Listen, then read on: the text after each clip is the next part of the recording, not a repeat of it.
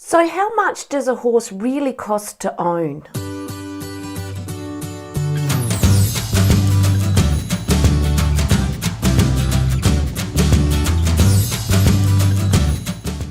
Of course, the answer to this has so many variables, but I'm going to work through a checklist and give you an idea of the costs involved, and you can take that checklist away, get some more accurate costs in your local area, and see how much you really need to be prepared for. Firstly, the cost of the actual horse.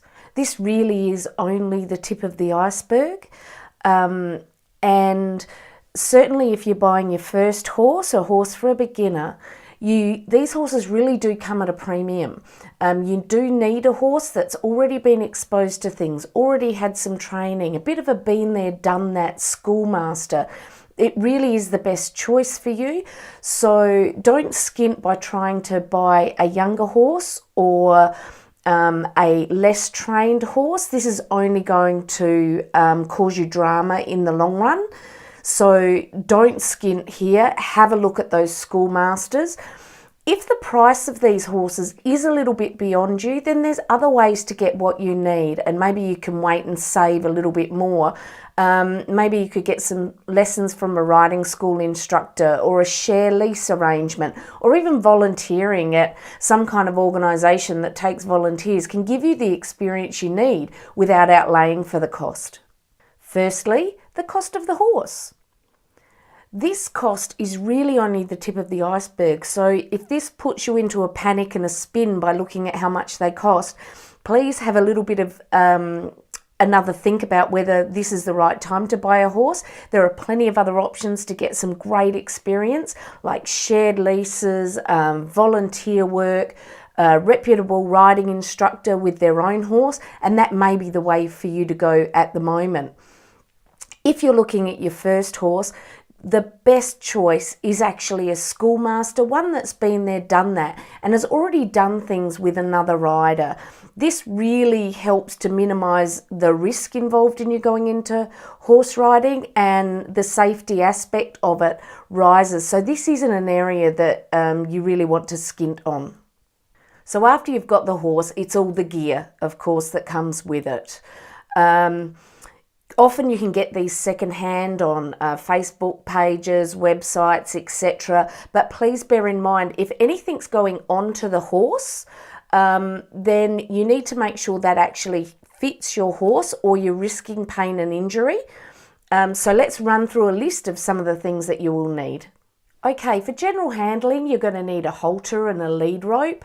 If you're going to be riding the horse, you'll need a bridle, some saddle blankets, a saddle, girth to go with the saddle, and stirrups as well. Saddles can come mounted or unmounted, and that really lets you know whether the saddle is coming with the stirrups and the girth and the stirrup leathers or not. You're going to need grooming gear, maybe even some lunging equipment if you want to do some lunging with them.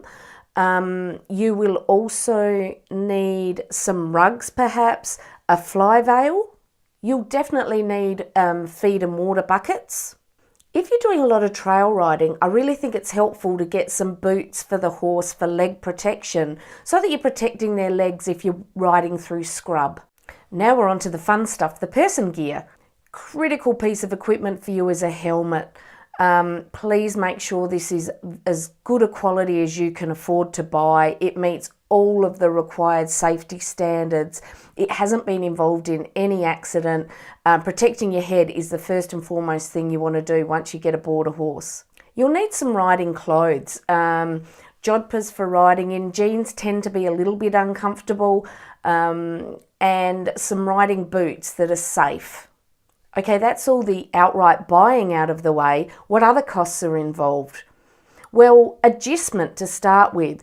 Unless you're keeping your horse on your own property, you'll need to look for somewhere to keep your horse, and that cost can vary greatly. So that's something you need to look up in your local area.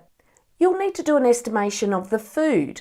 Horses need quite a bit of hay as a minimum, maybe some pellets, and multivitamin mineral mix to make sure that they're getting all the vitamins and minerals that they require. So again, that's something that you could go to your local fodder store and jot down on the checklist. And hoof care. You will need a farrier or trimmer to attend to your horse every 5 to 6 weeks. This is a must do and something that has to happen to keep your horse sound. On top of all this, you will have regular worming or fecal egg counts and a vaccination protocol. Contact your local vet to find out what vaccinations they recommend. And as for worming, you could also talk to your vet there, or keep an eye out because I'll be putting another video out on worming soon. Okay, and now we come to the unexpected costs, the ones you weren't expecting, but if you don't plan for them or have a plan of what you're going to do if they arise, it really can put you in a bit of a pickle. An unexpected vet visit can cost from hundreds to thousands of dollars depending on what's wrong with your horse. So have a think about how you would pay for that if that was to occur. Purchasing a first aid kit is also quite wise so that you can maybe minimise the damage done before a vet arrives in case of an injury.